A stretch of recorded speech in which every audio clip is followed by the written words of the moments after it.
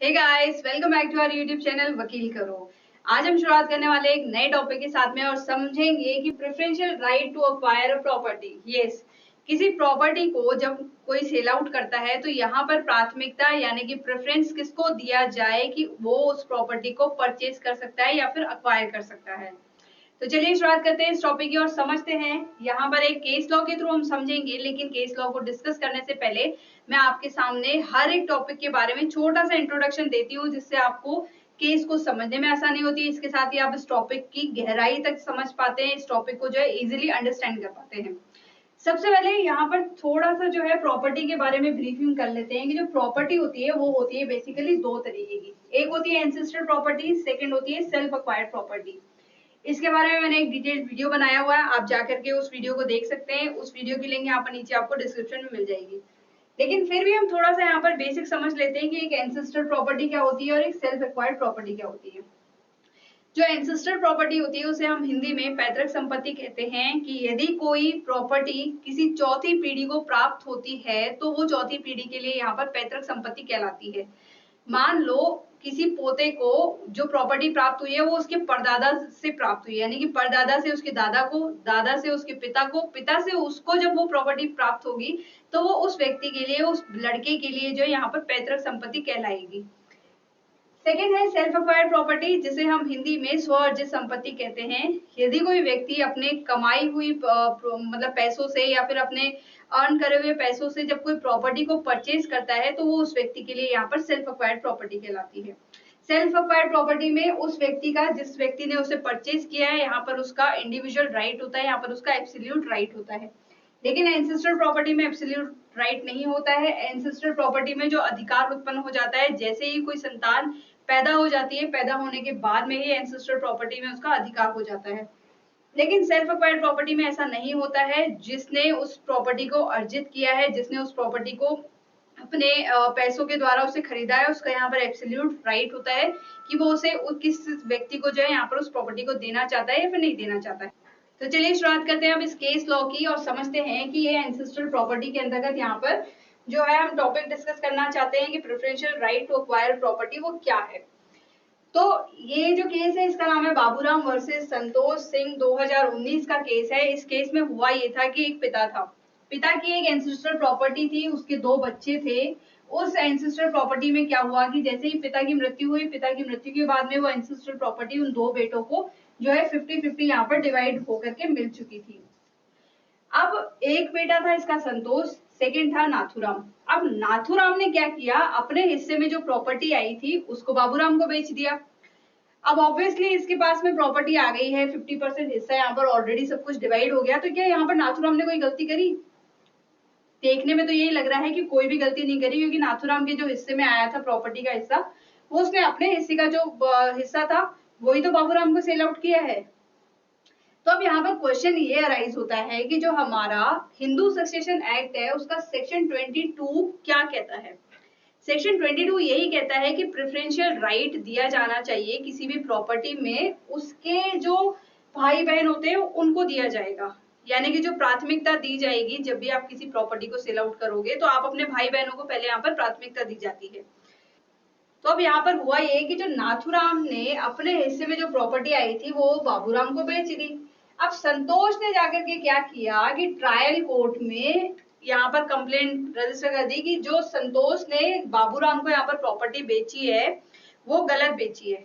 क्योंकि जो हमारा हिंदू सक्सेशन एक्ट है उसका सेक्शन 22 ये कहता है कि प्रेफरेंशियल राइट दिया जाएगा भाई बहनों को। अब नाथूराम ने तो मुझसे पूछा ही नहीं कि मैं प्रॉपर्टी बेचना चाहता हूँ, क्या तुम यहाँ पर प्रॉपर्टी खरीदना चाहते हो? मुझसे तो ऐसा पूछा नहीं। तो नाथूराम ने जो बाबूराम को प्रॉपर्टी बेची वो एकदम गलत बेची। ट्रायल कोर्ट ने क्या किया, यहाँ पर खारिज कर दिया उसको, क्योंकि उसको केस समझ में आया नहीं। अब इसके बाद में क्या हुआ कि डीजे के पास में संतोष ने लगा दी अपील। अब डीजे के बाद में अपील लगाई तो वहां पर अपील एक्सेप्ट हो गई और संतोष के फेवर में आया डिसीजन सेक्शन 22 को देखते हुए। सेक्शन 22 यही बात करता है कि जब भी कोई पैतृक संपत्ति या फिर कोई भी जो है संपत्ति बेची जाती है तो उसमें यहाँ पर पहले भाई बहनों को पूछा जाता है, स्पेशली इन पैतृक संपत्ति। एंसेस्ट्रल प्रॉपर्टी थी ना ये, एंसेस्ट्रल प्रॉपर्टी में यहाँ पर संतोष को पूछना चाहिए था, या फिर इसके कोई और भाई बहन होते तो उनको पूछते। बट यहाँ पर नाथूराम ने पूछा नहीं, संतोष से और सीधा सीधा प्रॉपर्टी बेच दी बाबूराम को। तो यहाँ पर जो है डीजे ने एक्सेप्ट कर लिया संतोष का, संतोष के फेवर में यहाँ पर डिसीजन दे दिया। अब क्या हुआ कि बाबूराम तो ऑब्वियसली नाथूराम ने बेच दी। अब यहाँ पर बाबूराम तो हुआ खुश, खुश तो हुआ नहीं था। बाबूराम ने कहा कि मैं जाऊंगा इसकी अपील पर। इसकी अपील करी गई हाई कोर्ट में, हाई कोर्ट ने अपील रिजेक्ट कर दी, क्योंकि ऑब्वियसली संतोष ने जो यहाँ पर तर्क रखे थे, जो संतोष ने जो बात कही थी वो एकदम सही कही थी, क्योंकि सेक्शन 22 हमारा यही कहता है। अब इसके बाद में फिर से एक बार अपील फाइल करी। अब लास्ट में ऑनरेबल सुप्रीम कोर्ट ने क्या कहा, ऑनरेबल सुप्रीम कोर्ट ने 2019 में ये कहा जो हमारा सेक्शन 22 है, हिंदू सक्सेशन एक्ट के सेक्शन 22 में टोटल 3 क्लॉजेस दिए हुए हैं। हम एक एक करके इन तीनों को समझेंगे, जिसमें से सबसे जो पहला वाला क्लॉज है वो यही बात करता है कि यदि कोई एक से ज्यादा संतान है किसी पिता की और पैतृक संपत्ति जब सेल आउट करी जाती है तो उसके भाई बहनों को पहले पूछा जाता है कि क्या तुम यहाँ पर प्रॉपर्टी परचेज करना चाहते हो या फिर नहीं करना चाहते हो। अब यहाँ पर यदि मान लो नाथूराम पूछता और संतोष यदि ये कह देता कि नहीं मुझे नहीं खरीदना है प्रॉपर्टी, मेरे पास पैसा नहीं है, तब तो ये बाबूराम को बेच सकता था। लेकिन यहाँ पर इसने संतोष को पूछा नहीं, तो यहाँ पर इसने क्या किया, वायलेट किया सेक्शन 22 के क्लॉज 1 को। इसके बाद में ये सेक्शन 22 का क्लॉज 2 ये कहता है कि यहाँ पर कोई यदि सेल आउट करता है तो यहाँ पर प्रॉपर एग्रीमेंट बनेगा। उस एग्रीमेंट में यहाँ पर बात लिखी जाएगी कि क्या तुम ये प्रॉपर्टी मतलब परचेज करना चाहते हो या फिर नहीं करना चाहते हो, क्योंकि पहला राइट तुम्हारा है। यहाँ पर सेक्शन 22 में प्रेफरेंशियल राइट की बात कही गई है, यानी कि जब प्रॉपर्टी सेल आउट करी जाती है तब यहाँ पर प्राथमिकता की बात करी गई है। तो यहाँ पर सेक्शन 22 के क्लॉज 2 का भी वायलेशन हुआ। इसके साथ ही जो सेक्शन 22 का क्लॉज 3 है वो ये कहा है कि यदि मान लो इसमें एक और बेटा होता, फॉर एग्जाम्पल एक और बेटा होता XYZ।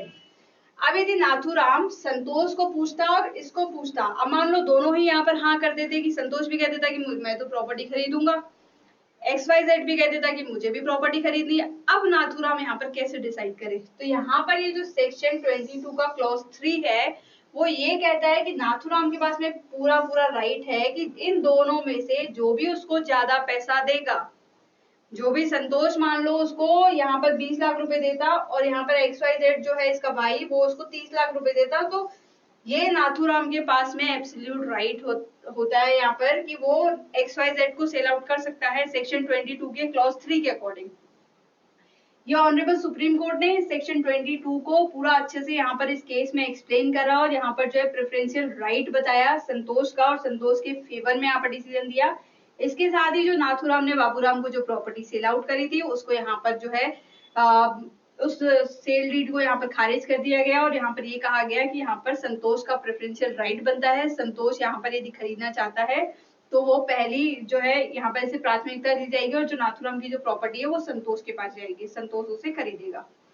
तो आज हमने इस टॉपिक में पढ़ा प्रेफरेंशियल राइट के बारे में और मैं उम्मीद करती हूँ कि मेरे द्वारा दी गई इन्फॉर्मेशन आपके लिए बहुत ही यूजफुल रही होगी।